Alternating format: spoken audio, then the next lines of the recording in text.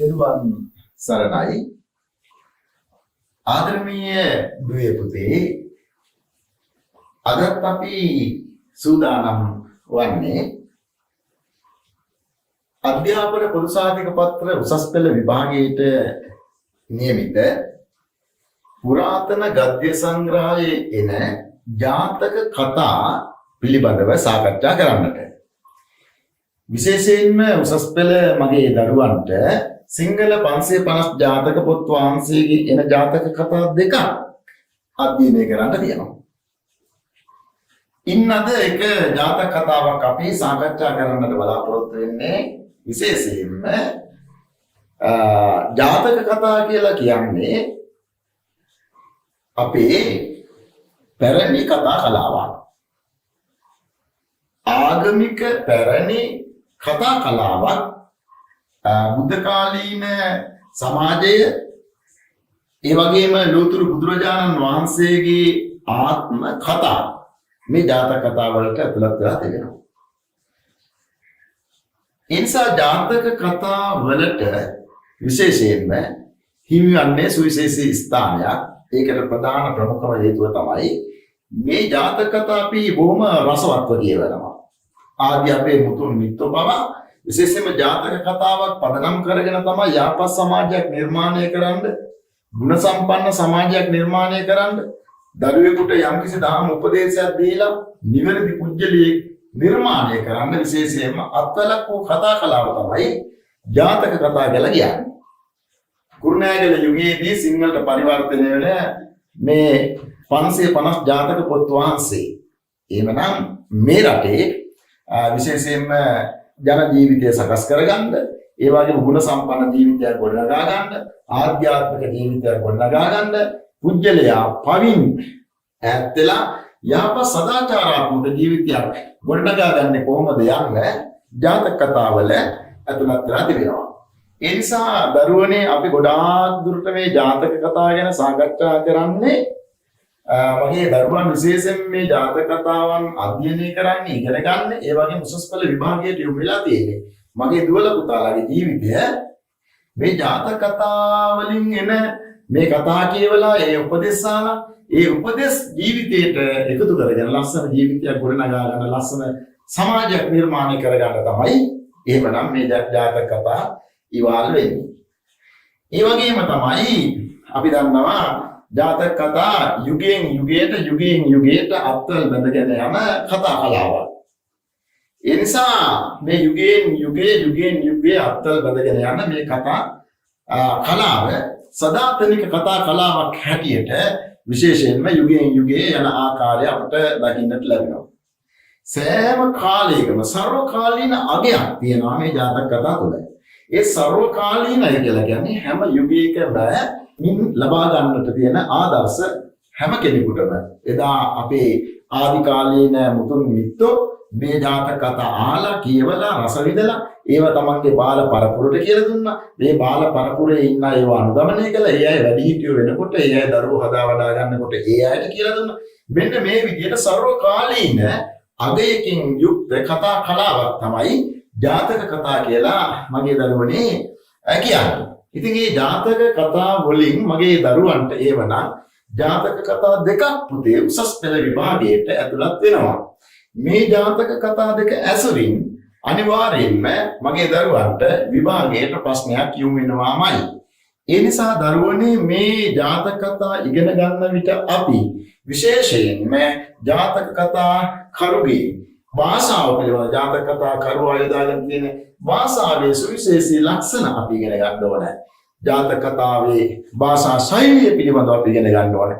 ජාතක කතා කරුවා යොදා ගන්නා බස්වාර තුල ඇතුළත් වෙලා තියෙන උපමා රූපක සංකල්ප අනුප්‍රාස මේ ආදී එමනම් මේ භාෂා විවිධත්වය හඳුනා ගන්නා අතරේ මේ කතාව රසවත් ජාතක කතා කරුවා නිරූපණය කරන ආකාරයක් ඒ ජාතක කතාව ඔස්සේ සමාජයට අරගෙන එන දහම් පණිවිඩය උපදේශය යහපත් සමාජයක් නිර්මාණය කර ගැනීමට ඉවහල් වෙන ආකාරය අපි විශේෂයෙන්ම මේ ජාතක කතා අධ්‍යයනය තුළින් එසේනම් ඉගෙන ගත යුතුයි. ඒ නිසා දරුවනේ අද අපි බලාපොරොත්තු වෙන්නේ අද උසස් පෙළ විභාගයට මගේ දරුවන්ට නියමිත ජාතක කතාවක් සාකච්ඡා කරන්න. ඒ තමයි දරුවනේ චන්න කින්නර ජාතකය.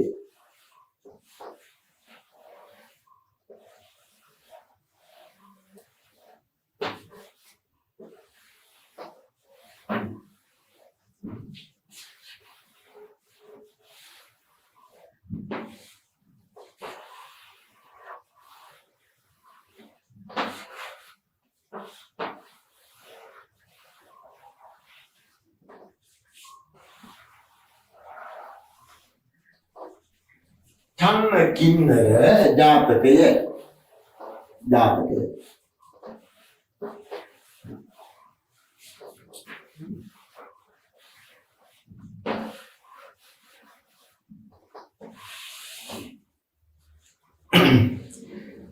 දරුවනේ අදේම නම් අපි සාකච්ඡා කරන්නේ චන්න කින්නර ජාතකය. ජාතක කතාවල විශේෂ ලක්ෂණයක් තියෙන විරත් කතාවලට වඩා. එසේනම් ජාතක කතාවල දරුවනේ මේ කතාවල තියෙන ලක්ෂණ තමයි එකක් තමයි වර්තමාන කතාව. ඒ වර්තමාන කතාව තුළින් එසේනම් අතීත කතාවට එළඹෙන ආකාරය අපට දකින්න තියෙන ජාතක කතාවල ඔන්න ලක්ෂණ. ඊට පස්සේ වර්තමාන කතාවයි අතීත කතාවයි එමන කතා සමුදානය.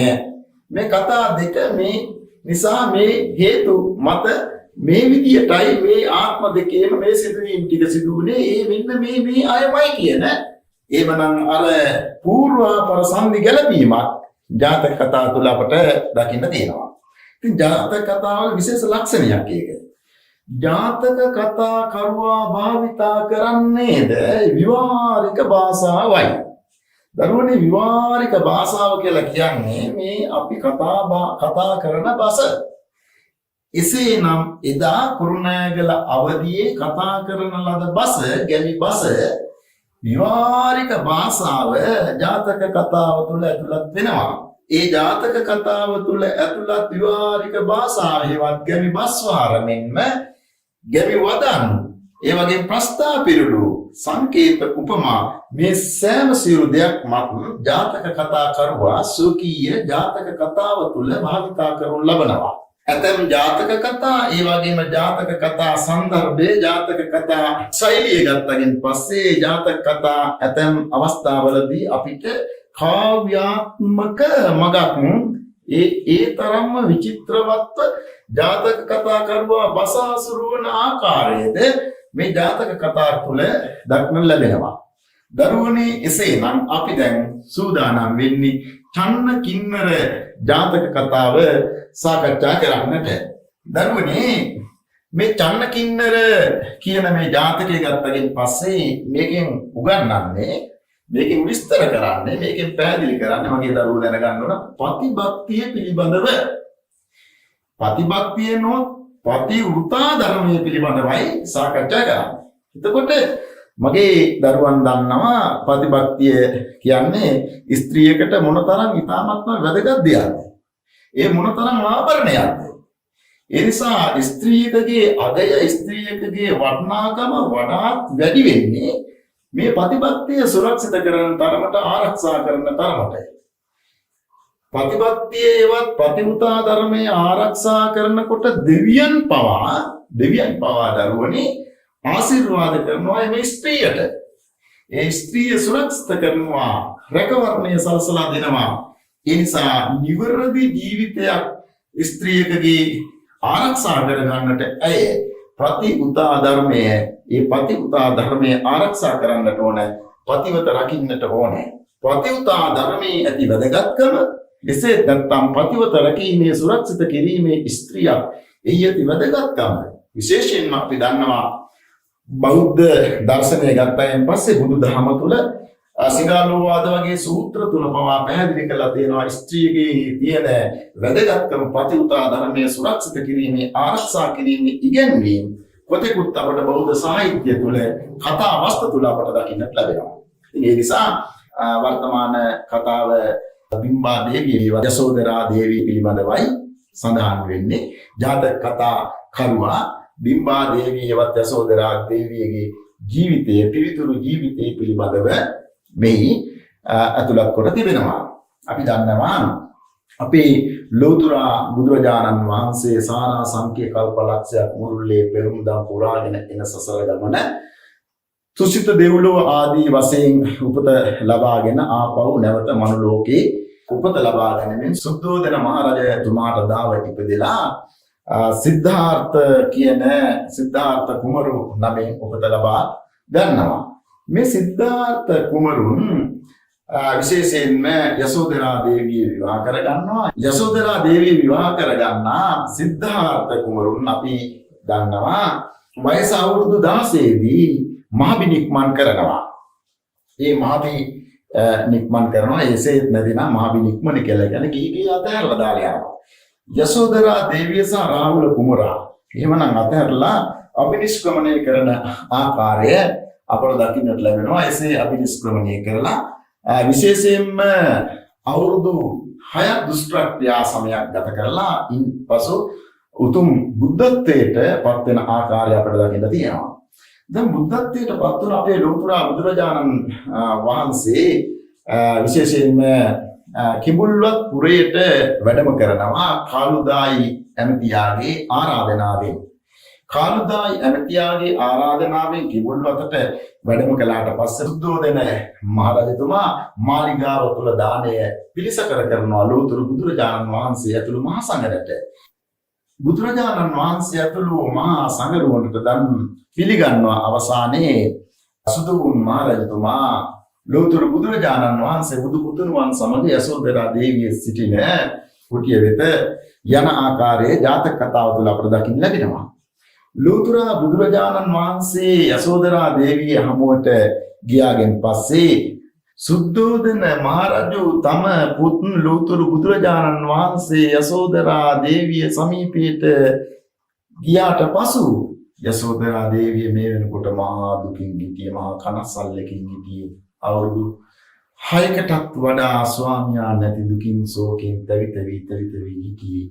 ලෝතර බුදුරජාණන් වහන්සේ දකින්නකොට ඇය ලෝතර බුදුරජාණන් වහන්සේ ශ්‍රී පාද පත්මය තුල වැඳ වැටෙනවා. කඳුළු සලමින් හඬ ශ්‍රී පාද පත්මය තුල වැතිරගෙන සිටින ආකාරයේ ජාතක කතා කරුවා මෙසේ නිරූපණය කරනු ලබනවා.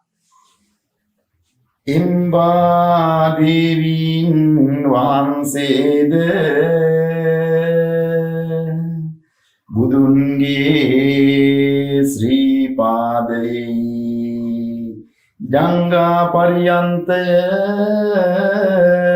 තරයේ අල්වා හඬා වැළප.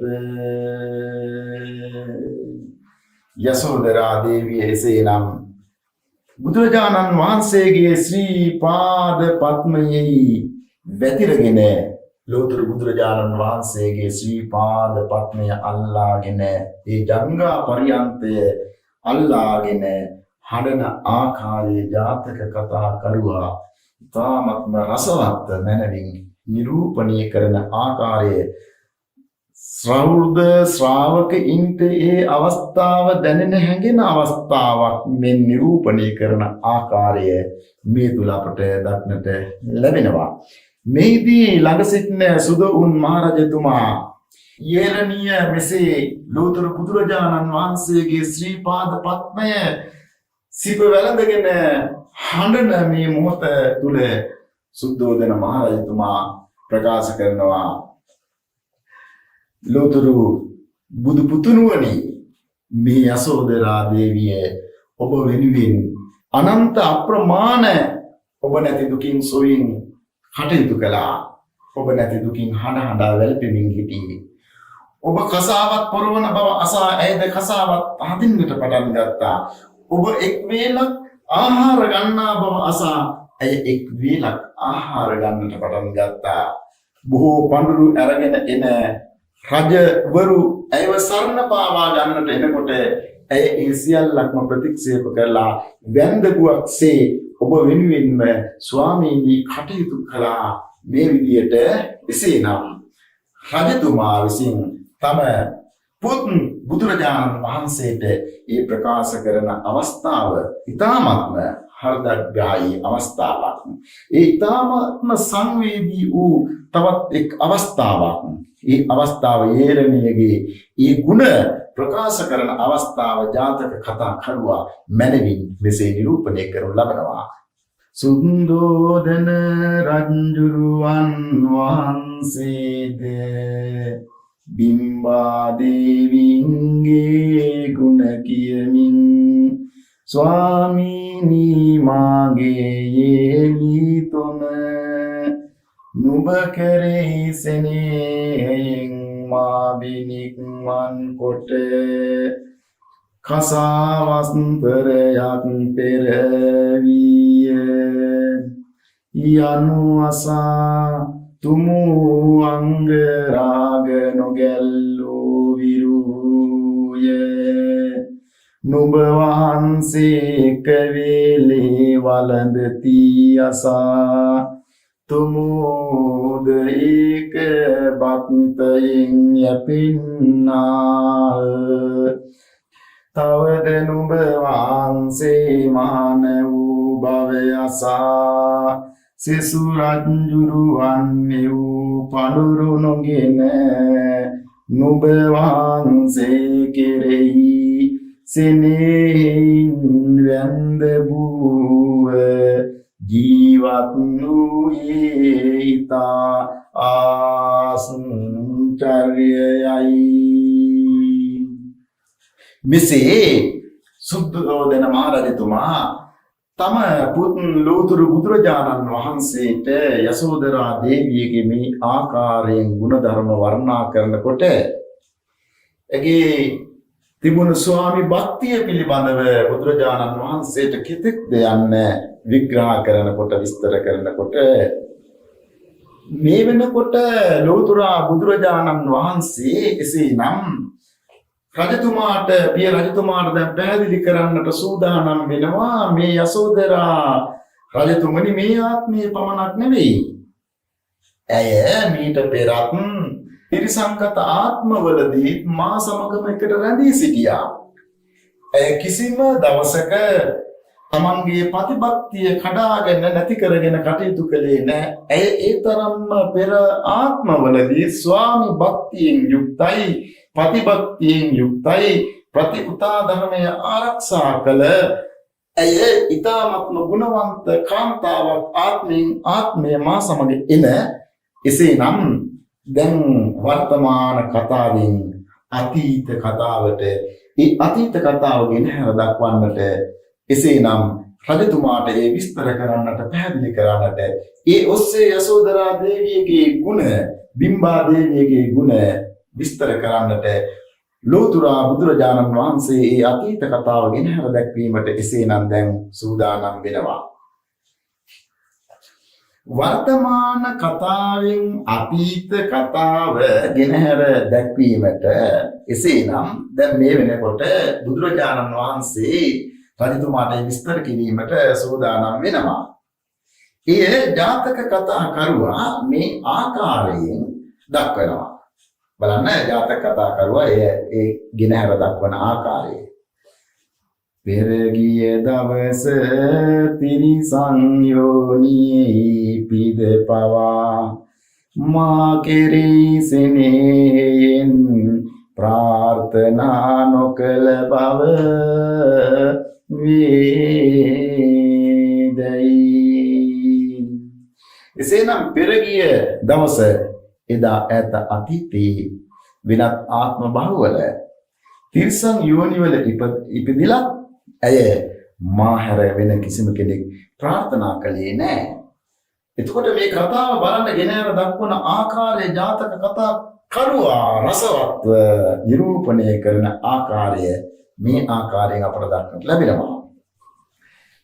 සාගර ජලයෙන් සැඟවී තිබූ මෙරපත් ලෙහි රුවන් වලල්ල තෙල වේදයි ගිනහැර පානා කලක් පරිද්දෙන් භවයෙන් පිලිසන්නු කතාව ගිනහැර දක්වා සේක භවයෙන් වැසිලා තිබුණ ඒ කතාව ඒ අතීත කතාව ලෝතුරා බුදුරජාණන් වහන්සේ සුදවුන් මහරජතුමාගේ ඉල්ලීමට අනුව විස්තර කරනවා පැහැදිලි කරනවා දරුවනේ ජාතක කතාවල තියෙන විශේෂ ලක්ෂණයක් වර්තමාන කතාවෙන් අතීත කතාවට වර්තමාන කතාවට පිළිතුරු කතාවක් හැටියට ඒ තව තවත් තහවුරු කිරීමට ඒ වගේම ඒ තහවුරු කරමින් ඒ සඳහා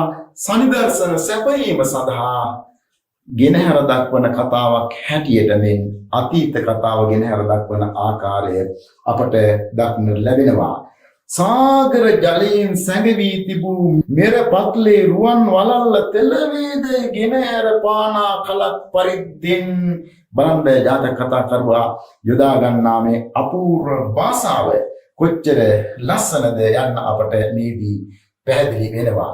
භවයෙන් පිලිසන් වූ කතාව ගෙනහැර දක්වනසේ භවයෙන් පිලිසන් භවයෙන් වැසිලා තියෙන මේ කතාව එහෙමනම් ලෝතර බුදුරජාණන් වහන්සේ විස්තර කරනවා. ඒ වගේම දරුවනි අපි ඉගෙනගත යුතුයි වර්තමාන කතාවෙන් අතීත කතාවට යනකොට ඒ වර්තමාන කතාවෙන් අතීත කතාවට යනකොට සෑම ජාතක කතාවක් තුළම ඇතුළත් වෙලා තියෙන තවත් විශේෂ ලක්ෂණයක් තමයි යට ගිය දවස බරණස් නුවර බ්‍රහ්මදත්ත නම් රජු රාජ්‍ය කරන සමයේ සෑම ජාතක කතාවක් තුළම මේ ඇතුළත් වෙනවා 550 ජාතක පොත් වහන්සේගේ.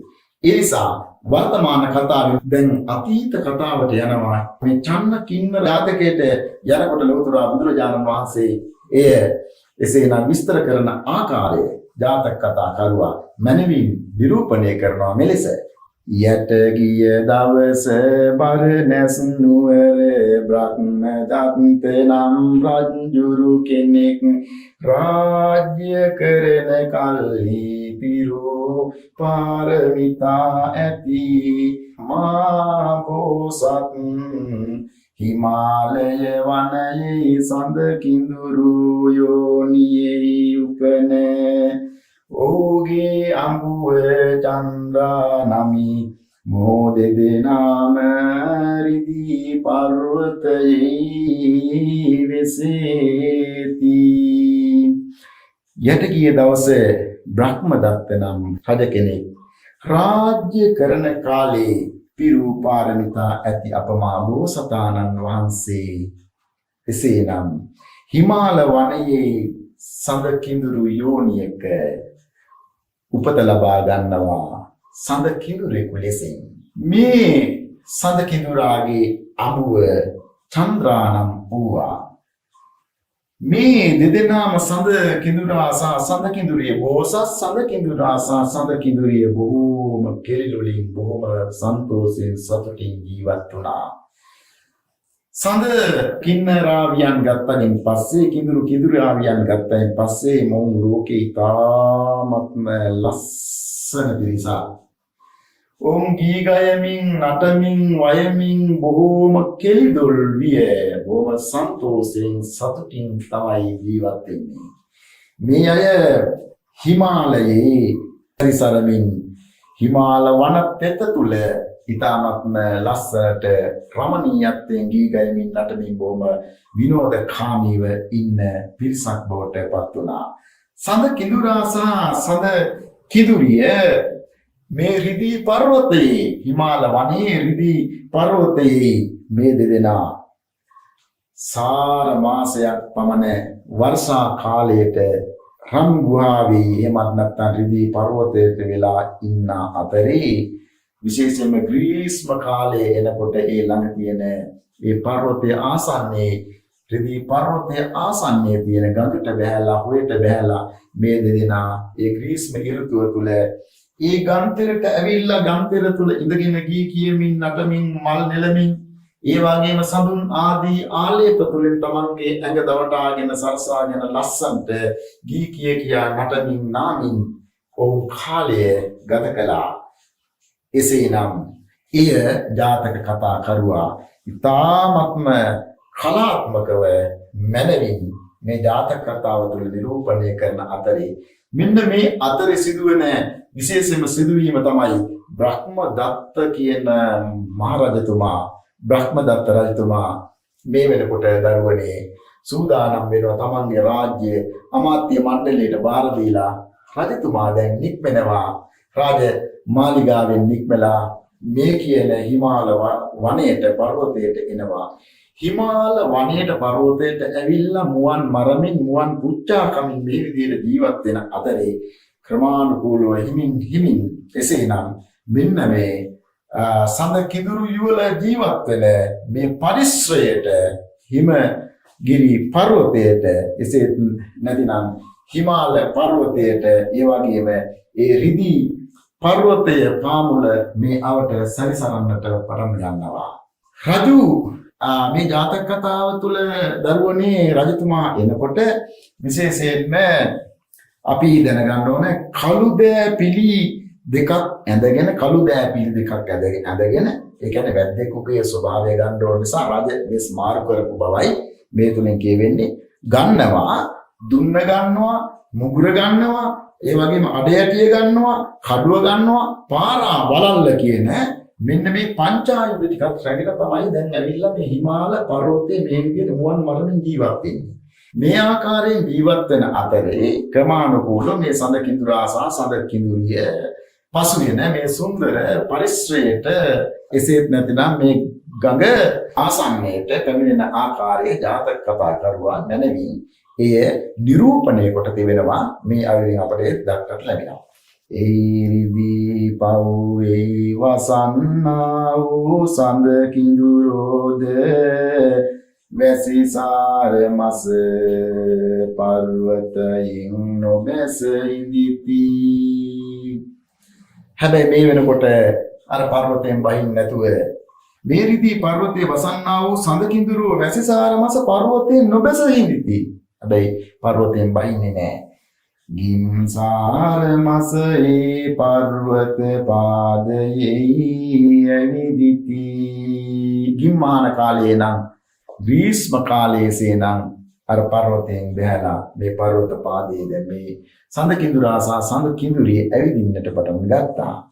ඒ කාලයට යට කියන ලද සඳ කිඳුරු රජුරුවෝ තමන් කිඳුරාංගනාව හා සමාන පර්වතයින් බැස ඒ ස්ථානයෙහි සඳුන් අර කඩාගා විලවුන් ගන්නාවුය.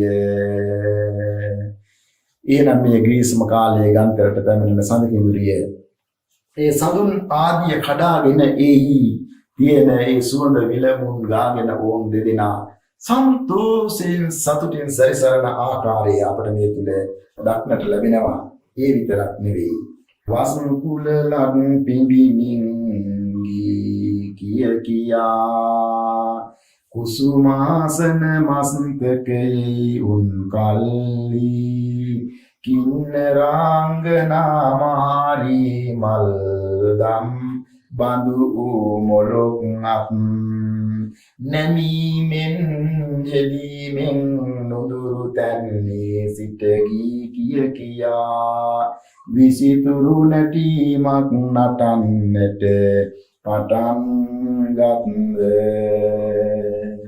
වස්කුලල් පිඹිමින් ඒ කියන්නේ බටනලා ආදිය පිඹිමින් මෙහිදී අපට දකින්න ලැබෙනවා සඳ කිඳුරා ඒ බටනලා ආදිය පිඹිනකොට ගීත ගායනා කරමින් නටමින් වයමින් මල් මාලාවන් වලින් සැරසී ගත් කින්නරාවිය මේ චන්ද්‍රා කින්නරාවිය නටන්නට පටන් ගත්තා. ඇය එසේනම් මේ ගඟ අසවඩ අසිරිමත් කරන්නට ඇය කියන ගී හඬ එසේනම් මේ පරිසරයේම තව තවත් ඒකාලෝකමත් කරමින් ඇගේ මේ මිහිරි ගී යන දිව්‍ය ලෝකේ පුරාවටම විහිදී යන්නට මෙන් ඇය ලස්සනට ගී කියා සන්තෝෂයෙන් සතුටින් සිටින ආකාරය මේ ජාතක කතාව තුළ විශේෂයෙන්ම අපට දක්නට ලැබෙනවා.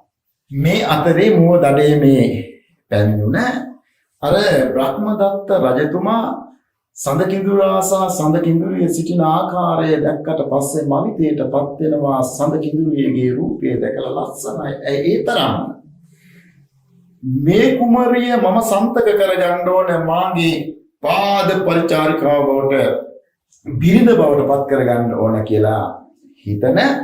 එසේනම් මේ වෙනකොට වැදි රජතුමා සූදානම් වෙනවා සඳ කිඳුරට, බෝසත් සඳ කිඳුරට ඊතලයකින් විදලා මරලා තමන්ගේ පාද පරිචාරිකාව බවට පත් කරගන්න සඳ කිඳුරිය. මේදී බ්‍රහ්මදත්ත රජතුමා එසේනම් අර ඊතලෙන් විදිනවා, ඊතලෙන් විදලා මරණයට පත් කරනවා සඳ කිඳුරාව.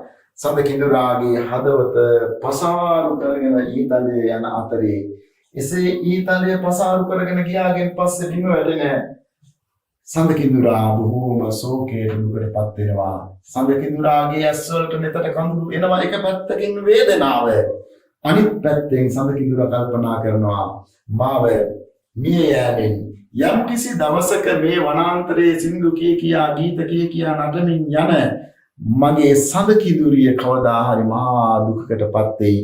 ඒ දුක මට උහුලන්නට බෑ කියන දුකයි, වේදනාවයි. එසේනම් සඳ කිඳුරාට බෝධිසත්ව සඳ කිඳුරාට එහෙමනම් සිතට ඇතුළත් වුණා ස්වාමී භක්තිය, මෙන්ම විශේෂයෙන්ම කිඳුරියට තිබුණ ආදරය, සෙනෙහස මේ තුල ඇතුළත් වෙලා ගැබ් වෙලා තියෙනවා. එය ජාතක කතා කරුවා මනවින් නිරූපණය කරනවා. ඔහු හඬන්නේ, ඔහු වැළපෙන්නේ, ඔහු දුක් වෙන්නේ තමන්ට තලයේ වැදිලා තමන් මරණයටපත් වීමටත් වඩා සඳ කිඳුරිය කවදා හරි තමන් වෙනුවෙන් හඬා දුක් වෙමින් වැළපේ කියන දුක. එහෙමනම් හදවතට ඇතුළත් වුණ ආකාරය කෙතරම් සංවේදී ජනක අවස්ථාවක්ද ජාතක කතා කරුවා ඒ මනවින් මෙලෙස නිරූපණය කොට දක්වනු ලබනවා. වැලිත් මේ ශෝක දුක්ඛය උදක් මාගේ ජීවිත අපේක්ෂාවෙන්ම නොවේ. මා මල කල්ලි මාගේ වියෝග ශෝකයෙන් හඬා පෙරමා සමග එක්ව කෙල ඇවිදලිය මඬුළු වනලැත් අතල ගල්ගන් ඉස්ගිරි මුදුන් රුක්නට වැලි තලාදී වූවේ ඒතැන්නි හඬා විදින්නා වූ දිගේ අඳෝනාවකම් අපේක්ෂා කරන්නා වූ මම අඩන්නෙමි. දැන් මේදී පාරකින් බෝධිසත්ව සඳ කිඳුරා එසේනම් දැන් ඊතලය පසාරු කරගෙන ගිහිල්ලා ආදවතින් ලේ ගලන මේ මොහොතේ සඳ කිඳුරිය ළඟට එනවා. සඳ කිඳුරිය ළඟට ඇවිල්ලා මේ දැනගෙන සඳ කිඳුරිය හඬනකොට විශේෂයෙන්ම බ්‍රහ්මදත්ත රජු මේ විදියට ඇයට පිළිතුරු දෙනවා. ඒ පිළිතුරු දෙන අවස්ථාව විශේෂයෙන්ම රජ කෙනෙක් තමන්ගේ රජ අණ පාවිච්චි කරන ආකාරය විශේෂයෙන් මේදී අපට දක්වලා ලැබෙනවා. රජ කෙනෙක් හිතන්නේ හැම දෙයක්ම තමන්ට කළ හැකි. රජ කෙනෙක් හිතන්නේ හැම දෙයක්ම තමන්ට කළ හැකි කියලා. එසේනම් ඒ අවස්ථාව ජාතක කතා කරුව මැනවින් නිරූපණය කරන ලබන ලෙස තියඳන්නට කාරණා කවරේදයි මම පාද පරිචාරිකාව කොට 16000ක් පුරගනන්ත අඟනේ සුන් කරමි. ඔබ අඩන්නේ ඇයි? අඩන්න එපා. 16000ක් පුරංගනාවන්ට එහෙමනම් ඔබ ඒ පුරංගනාවන් අතර අග්‍ර මහේසිකාව බවට මවපත් කරනවා කියලා මේදී අඬන දොඩන වැළපෙන සඳ කිඳුරියට බ්‍රහ්මදත්ත රජතුමා ප්‍රකාශ කරනවා. ඒත් මේදී සඳ කිඳුරිය ඇයට ඇත්තේ දුකක් මෙන්ම වේදනාවක්. ඇය කිසිසේත්ම බ්‍රහ්මදත්ත රජතුමාගේ වචනයට අවනත වෙන්නේ නැත. තම සෙනෙහබර ස්වාමියාට ඇති සෙනෙහස ස්වාමි භක්තිය ඇය තුල හදවත පසාරු කරගෙන හදවත ඇතුලේ පවතින ආකාරය අපට ඇය කරන ප්‍රකාශන තුළින් දක්නට ලැබෙනවා. ඒ නිසා ඇය ඉතාමත්ම මනමින් ප්‍රතිභක්තිය සුරක්ෂිත කළ ඒ වගේම ආරක්ෂා කළ ඒ වගේම තමන්ගේ ස්වාමියාට තියෙන සෙනෙහස අමතක නොකළ ආදර්ශමත් කාන්තාවක් හැටියට විශේෂයෙන්ම මේ ජාතක කතාව තුළ අපට දකින්නට ලැබෙනවා. ඒ තුලින් සමාජයට පුළුල් මහා ආදර්ශයක් ජාතක කතා කරුවා ලබා දෙනවා. එහෙමනම් ඇගේ හැසිරීම රටාව, ඇගේ ප්‍රකාශන ජාතක කතා කරුවා ඇගේ චරිත නිරූපණය ඔස්සේ මනමින් නිරූපණය කරන ආකාරය අපට මෙලෙස දක්නට ලැබෙනවා. පාපී දුෂ්ට වූ තාවනි ද්‍රෝහී මාගේ ස්වාමි පුත්‍රයානං මා උදෙසා මැරිනම් මාගේ ස්වාමි පුත්‍රයාට පත් මරණ දුක්ඛය තට වේවයි. බලන්න ඇය භාවිතා කරන වචන. රජ කෙනෙක් වුණත් ඔහුට එසේනම් තමන්ගේ චරිතය, තමන්ගේ පතිවත පාවා නොදී ඇය කරන ප්‍රකාශනය කොච්චර ප්‍රබලද? ජාතක කතා කරුවා දක්වනවා එය බලන්න යොදා ගන්න බස්වාර පාපිෂ්ඨ වූ තාවනි ද්‍රෝහී මාගේ ස්වාමි පුත්‍රයාණන්.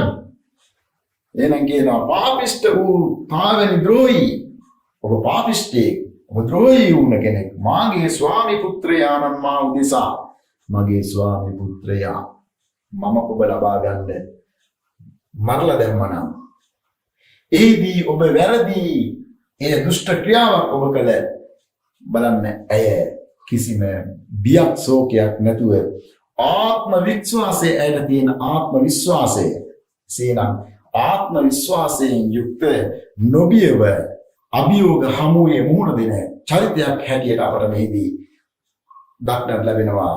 එහෙමනම් සමාජයට ආදර්ශ සපයනවා. නොබියව ඇය අභියෝග හමුවේ මුහුණ දෙන ආකාරය, නොසලෙන ආකාරය, ඒ වගේම තමන්ගේ තියෙන අවංකකම, එහෙමනම් ඒ අවංකකම තුල ඇය කටයුතු සිදු කරන ආකාරය, ඒ වගේම කිසිම මොහොතක ඇය බියටපත් වෙන්නේ නැතුව ඇය අභියෝග වලට සෘජුව මුහුණ දෙන ආකාරය දරුවනේ ඔබට ආදර්ශයක් වෙන අයුරින් මේ ජාතක කතාව තුළ එසේනම් අපට කරුණු උපදෙස් ලබා ගන්නට මේ ජාතක කතාව තුළ තියෙනවා.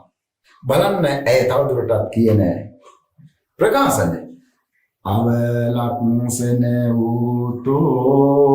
අවලක්ෂණ වූතෝ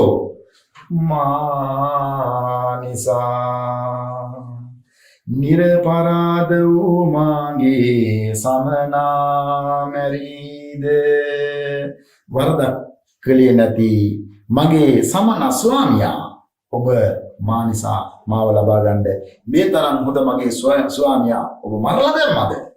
ඔහු කෙරෙසෙනේ අඩාමියන පමනක් මුත් තොපට පාද පරිචාරිකා වීමෙන් ඒකාන්තයෙක් නොවේ. මගේ ස්වාමියා කෙරෙහි ඇති සෙනෙහස තුල අඬා වැළපි මම මිය ගියා. ඔබට කවදාකවත් මම අඹුව වෙන්නේ නැහැ. ඔබගේ පාද පරිචාරිකාව බවට මමපත් වෙන්නේ නැහැ. සැලෙන්නේ නැහැ. අභියෝග හමුවේ ඇය වැටෙන්නේ නැහැ. සැලෙන්නේ නැති, වැටෙන්නේ නැති අභියෝග වලට නොබියව මුහුණදී තමන්ගේ අරමුණු ඉලක්ක ජයග්‍රහණය කර ගන්නට ඇය පියවර තබන ආකාරය මේ ඔස්සේ අපට දක්නට ලැබෙනවා. මෙහිදී මෙම ප්‍රකාශන හමුවේ බ්‍රහ්මදත්ත රජතුමා දැන් මේ වෙනකොට පිටත් වෙලා යනවා.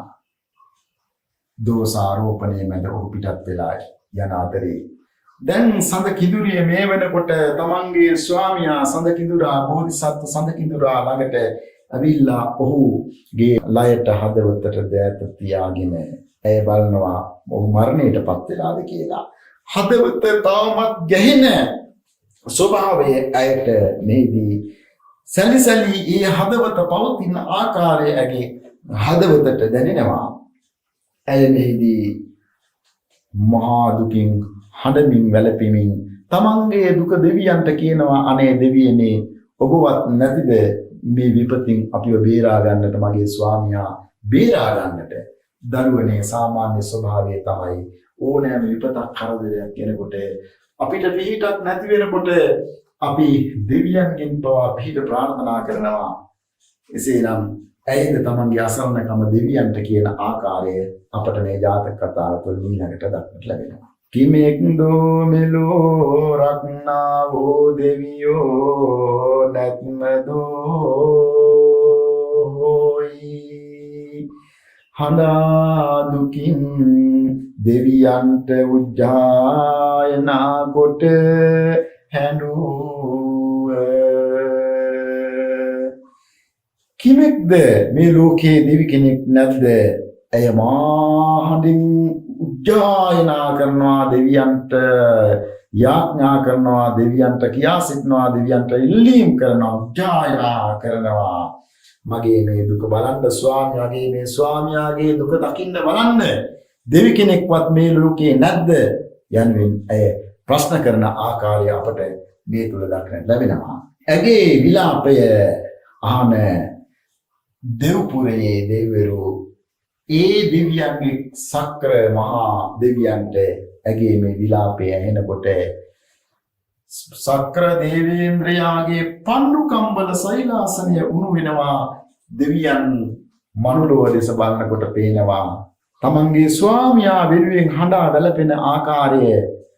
එසේනම් සක්‍ර දේවේන්ද්‍රයා කල්පනා කරනවා මනුලෝකයට පැමිණලා ස්වාමියා මේ සඳකිඳුරා බෝධිසත්ව සඳකිඳුරා, එසේනම් මා ස්වාමි භක්තියෙන් ඇය ඔහු වෙත ඉන්නේ. ඒ නිසා පතිඋතා ධර්මය රකින්න ආරක්ෂා කරන ඇගේ ස්වාමියා බෝධිසත්ව සඳකිඳුරා මම බේරගන්න ඕන කියලා, ජීවිතය දෙන්න ඕන කියලා සක්දිවිඳුන් එසේනම් පැමිණලා පැන් කෙන්ඩිය අරගෙන පැමිණ පැන් කෙන්ඩියෙන් ජල බිඳු අර පසාරු වෙලා ගිය හදවතේ ඊතල පහර වැදුන තැනට එසේනම් ජල බිඳු මේ පැන් කෙන්ඩියෙන් වක් කරනවා. එහෙම වක් කරනවත් එක්කම මහා සුවයක් ලැබෙනවා, මහා සංසීමක් ලැබෙනවා සඳකිඳුරාට. සඳකිඳුරා සිදු වූයේ කුමක්ද යන්න නොදැනෙන්නාක් මෙන් එසේනම් නැගී සිටින ආකාරය සඳකිඳුරිය බොහොම සතුටටපත් වෙලා, සන්තෝෂයටපත් වෙලා දෙවියන්ගේ දෙපා වැද දෙවියන්ට නමස්කාර කරන ආකාරය අපට මේ ජාතක කතාව තුළ දක්නට ලැබෙනවා. යම් බඳු නුඹ වහන්සේ මාගේ ප්‍රිය කල්ලු ඇඟ අමා පැන් ඉස නිදුක් කොට මාගේ කල කම් දුරු කොට ප්‍රිය වූ අප දෙදෙනා සමග කලසේක්ද එසේ නුඹ වහන්සේගේ ශ්‍රී පාද පද්මය වඳිමි. දෙදෙනාම දෙවියන්ට මෙසේ ප්‍රකාශ කරලා දෙවියන්ට මෙසේ වන්දනා කළා. දෙවියන් අනතුරුව සක්‍ර දේවේන්ද්‍රයා දෙව්ලොවට යන්න සූදානම් වෙනවා. මෙබඳු උපදේශයක් ලබලා දීලා බලන්න ලබා දෙන උපදේශයේ දෙවියන් එසේනම් සඳකිඳුරා සහ සඳකිඳුරියට ඒ මෙසේ දැක්වෙනවා. සක්‍ර දේවේන්ද්‍රයෝ උන්දක බලවත් වූ සොම්නසට පැමිණ මෙතැන්හි නොවසව පර්වතයින් බැස මිනිසුන්ට විසය තැන වෙසිත්වයි අවවාද කොට දිව්‍ය ලෝකයට ගිය. දෙවියන් ලස්සන උපදේශයක් ලබලා දෙනවා. නුසුදුසු තැන සහවාසයට නොගැලපෙන තැන වාසය කරන්නට එපා. ඔබ මෙතනින් ත්‍රිදී පර්වතයට යන්න යනුවෙන් උපදෙස් ලබා දී දෙවියන් නික්ම යන ආකාරය අපට දක්නට ලැබෙනවා. එසේනම් මේ කතාවේ පූර්වාපර සංදි ගැලපීමේවත් කතා සමෝදානයේ අතීත කතාව සහ වර්තමාන කතාව මේ වෙනකොට සංසන්දනය කරන්නටයි ජාතක කතා කරුවා සූදානම් වෙන්නේ. මේ සංසන්දනය කිරීම සෑම ජාතක කතාවක් තුළම අපට දක්නට ලැබෙනවා. වර්තමාන කතාවෙන් අතීත කතාව එකට එකතු කරලා කතා සමෝදානයේවත් පූර්වාපර සංදි ගැලපීම ජාතක කතාවල විශේෂ ලක්ෂණයක්. ඒ අනුව යසෝදරා දේවිය චන්නකින්නර ජාතකය තුල සඳහන් වුණ ආකාරයටම විශේෂයෙන්ම අපි දන්නවා යසෝදරා දේවිය සිදුවත් කුමරුන්ට ලෝතර බුදුරජාණන් වහන්සේට පැවති මා සෙනෙහස ඒ කවදාකවත් නැති වුණේ නැහැ. ඇය සිද්ධාර්ථ කුමාරයාගේ අවස්ථාවේද මහා ස්වාමි භක්තියකින් යුක්තව එහෙමනම් ඇය හිටියා. ඇය වෙනත් ස්වාමීවරු ප්‍රාර්ථනා කළේ නැහැ, පැතුවේ නැහැ. දැන් අපට දකින්න ලැබෙනවා මේ සඳකිඳුරු ජාතකයේ තුලත් අපට විශේෂයෙන්ම අපට දකින්න ලැබෙනවා සඳ කිඳුරා මරණයටපත් වීමට ආසන්නව සිටියත් අතහැරලා ගියේ නෑ රජ කෙනෙක් එක්ක වුණා. දැන් බලන්න ආත්මයෙන් ආත්මය එහෙමනම් පතිඋතා ධර්මයේ ආරක්ෂා කරගෙන සිද්ධාර්ථ කුමරුන් සමග යසෝදරා දේවිය පැමිණි ආකාරය කෙසේද යන්න විස්තර කරනවා මේ කතාවස්තු තුලින් සුදවුන් මහරජතුමාට ලෝතුරු බුදුරජාණන් වහන්සේ. කතා සමෝදානය තුල අපට දක්නට ලැබෙනවා බරණැස් රජු දිවස් ඇත්ත උන් කෙරේ. බලන්න මේ සමෝදානයේ ජාතක කතා කරුවා ගැන දක්වන ආකාරය බරණැස් රජු දිවස් ඇත්ත උන් කෙරෙහි අගතන්පත් අනුරුද්ධ මාතෙරුන්ය. එහෙනම් බ්‍රහ්මදත්ත රජු කියලා කියන්නේ දිවස් ඇත්ත උන් අතර අගතන්පත් අනුරුද්ධ කියන මහරහතන් වහන්සේ කියලා කියනවා. ඒ වගේම චන්ද්‍රානම් කින්නරාංගනාව යසෝදරා යනුවෙන් දක්වන අතර සඳ කිඳුරු රජු නම් බුදු වූ මම්මයි. එහෙමනම් සඳ කිඳුරා කියලා කියන්නේ බුදු බව ලබාගත් මම. චන්න කින්නරාවිය කියලා කියන්නේ එදා යසෝදරා දේවිය. මේ විදිහට පූර්වාපර සංදි ගැලපීමක් මේ ජාතක කතාව තුළින් වර්තමාන කතාව තහවුරු කරන්නට වර්තමාන කතාවේ සාධනීය සාධක අතීත කතාව තුළින් ගෙනහැර දක්වන ආකාරය ඒවා මේ මමමයි මේ ඔබමයි මේ මෙයාමයි මේ යසෝදරාමයි මේ බුදුන්මයි පෙර ආත්මේ මේ ආත්මේ මේ ආදී එනම් පූර්වාපර සංදි ගැලපීම අපට ජාතක කතා තුළ තවත් ලක්ෂණයක් හැටියටයි දක්වන්න ලැබෙන්නේ. එසේනම් දරුවනේ මේ ජාතක කතාව ඉතාමත්ම රාමණීයයි. භාෂාව රසවත් භාෂාවක්. සමහර තැන්වල භාෂාව හරිම කාව්‍යාත්මකයි. සමහර අවස්ථාවලදී අනුප්‍රාසාත්මක භාෂා රසයකින් යුක්තයි. ඒ වගේම සමාස පද බාහුල්‍ය සමාස පද බාහුල්‍යකින් යුක්ත රසවත් බස්වාරක් සකස් කරගෙන තියෙන ආකාරය අපට මේ තුල එක පැත්තකින් ගන්නට ලැබෙනවා. තවත් පැත්තකින් රසවත් උපමා රසක්ම මේ ජාතක කතාව තුළ දක්වන්න ලැබෙන නිසා දරුවනේ භාෂාවේ ලක්ෂණ, ඒ වගේම චරිත නිරූපණය, සිද්ධි නිරූපණය, අවස්ථා නිරූපණ මේ ජාතක කතාව තුළ මනමින්ම නිරූපණය කරලා තියෙනවා. රසවත් ජාතක කතාවක්, සමාජයට ආදර්ශමත් ජාතක කතාවක්, උපදෙස් ලබා දුන්න ජාතක කතාවක් හැටියට මේ අපි විභාගයට යොමු කරන්නට අවශ්‍යයි. ඒ නිසා මගේ දරුවන්ගේ පිළිතුර තව සාර්ථක කරගන්න මේ කියන ලද කොටස් නිතර අධ්‍යයනය කරන්න, මේවා කියවන්න, මේ කොටස් පාඩම් කරන්න. එහෙම පාඩම් කරලා අර අවස්ථා නිරූපණය දක්වන්නට අවශ්‍ය කරන ස්ථාන ටික තෝරගන්න. චරිත නිරූපණය කරන්න ඕන චිත්ත වේගී හැඟීම් ඔවුන්ගේ ආකල්ප දක්වන්නට එසේනම් ඒ කියවන ස්ථාන ටික තෝරාගෙන මේ ඔබට පැමිණෙන විභාගයේ ඉතාමත්ම හොඳ පිළිතුරකින් හොඳ ලකුණකට යන්න මගේ දරුවන්ට ධෛර්ය, ශක්තිය, වාසනාව ලැබෙන්න කියලා ප්‍රාර්ථනා කරන ලබනවා අද දවසේ. එසේනම් දරුවනේ සිංහල හාමුදුරුවෝ YouTube channel එකෙන් රැගෙන මේ පාඩම් විශේෂයෙන්ම රස විඳලා අධ්‍යයනය කරලා උසස් පෙළ විභාගයට යන්න සූදානම් වෙන දරුවනේ ඔබ තවත් දරුවන්ට මේ පාඩම් අත්පත් කරලා දෙන්න. මේ පාඩම් ෂෙයා කරන්න. ෂෙයා කළා තවත් බොහෝ දරුවෝ පිරිසකට අත්පත් කරලා දෙන්න.